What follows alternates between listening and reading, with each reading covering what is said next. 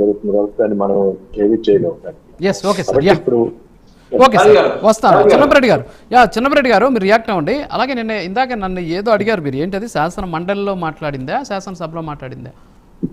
శాసన మండలిలో మాట్లాడినటువంటి సందర్భంగా మంత్రి గారు ఎగ్జామ్ ఉండాల్సిన అవసరం లేదు, ప్రతిభని ప్రోత్సహించడం కోసం ఉద్యోగాలు ఇవ్వచ్చు, అలాగే ఇచ్చాం సార్. ఇప్పుడే సెర్చ్ చేశాను బిజినెస్ అడ్వైజరీ, దాంట్లో కూడా చూసాను. నిన్న శాసన మండలిలో నారా లోకేష్ గారు మాట్లాడలేదు, ఆయన మాట్లాడింది శాసనసభలో. నా దగ్గర అయితే వీడియో లేదు, ఆయన మాట్లాడాల.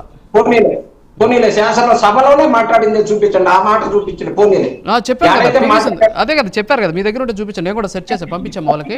మీరు శాసన మండలి అంటే అదే ఎత్తుకుంటా కూర్చున్నాను నేను. కాదు, ఇప్పుడు శాసనసభ అన్నారు కదా. కాదు సార్, మీరు ఒక దాని మీద స్టాండ్ అవ్వరు. ఇందాక శాసన మండలి అన్నారని శాసన మండలిలో ఎత్తుకుంటా కూర్చున్నా, లేదు ఇప్పుడు మళ్ళీ శాసనసభ అంటున్నారు, మళ్ళీ ఎత్తుకుంటాను. కాదు ఈ లోపల ఎదురు చూపిస్తా. Yes, okay. శ్రీనివాస్ ప్రసాద్ గారి గురించి మాట్లాడండి. ఏదో ఆనందం చూడటానికి కావాల్సినటువంటి డేటా మాత్రం వెంటనే తెచ్చి పెడతారు. అదే కదా సార్. సరే మీరు చూపించండి సార్. జగన్మోహన్ రెడ్డి గారి కళ్ళలో ఆనందం చూస్తే చిన్నపరెడ్డి గారు మీరు చూపించండి. మీరు చూపించండి సార్, మీరు చూపించండి సార్.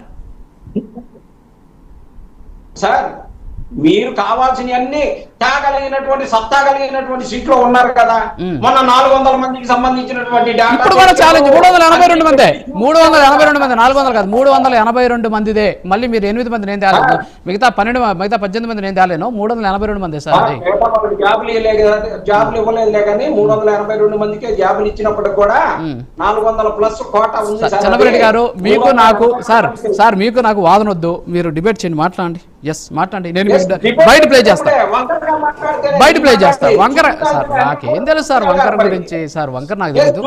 ఇప్పుడు పవన్ లోకేష్ గారు 4 సార్లు ఛాలెంజ్ చేస్తే మీరు 8 సార్లు ఛాలెంజ్ చేశారు ఈ సబ్జెక్ట్ మీద. ఎప్పుడైతే నేను స్పోర్ట్స్ పర్సన్ సార్, నాకు బాధ ఉంది సార్.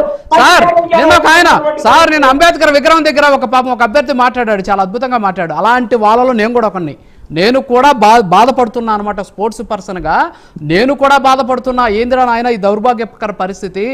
ఆడుకున్నాం చిన్నప్పుడు ఇంట్లో తన్నులు, వినండి సార్, ఇంట్లో చదువుకోండి అని చెప్పి, వినండి సార్ ఇంట్లో చదువుకోండి అంటే తన్నులు తిని, కాదు సార్ ఇంట్లో చదువుకోండి అంటే తన్నులు తిని సార్, తన్నులు తిని క్లాస్ వదిలేసి వాలీబాల్ నేర్చుకోవాలని చెప్పేసి బాల్ బ్యాడ్మింటన్కి పోయి సాయంత్రం ఇంటికి పోతే తన్నులు తిని, చదువులో అక్కడ పోతే పరీక్షలో మార్కులు రాకపోతే అక్కడ తన్నులు తిని, ఈడ గేమ్ ఆడకపోతే ఆడ పీఈటీ చేత తన్నులు తిని, అక్కడికి వెళ్ళి సెలెక్ట్ కాకపోతే సెలెక్టర్ చేత తన్నులు తిని, ఇన్ని తన్నులు తిని సర్టిఫికేట్లన్నీ తెచ్చి పెట్టుకుంటే మీరు మీరు సంతకాలు పెట్టించుకొని తెచ్చుకున్నారంటే ఇంక ఏం మాట్లాడాలి? ఆ బాధతో మాట్లాడుతున్నా నేను. నారా లోకేష్ గారి వల్ల ఛాలెంజ్ చేయట్లేదు మీతోటి.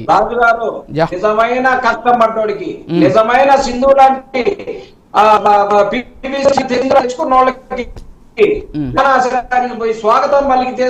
ఎంతమంది సింధువులకి మీరు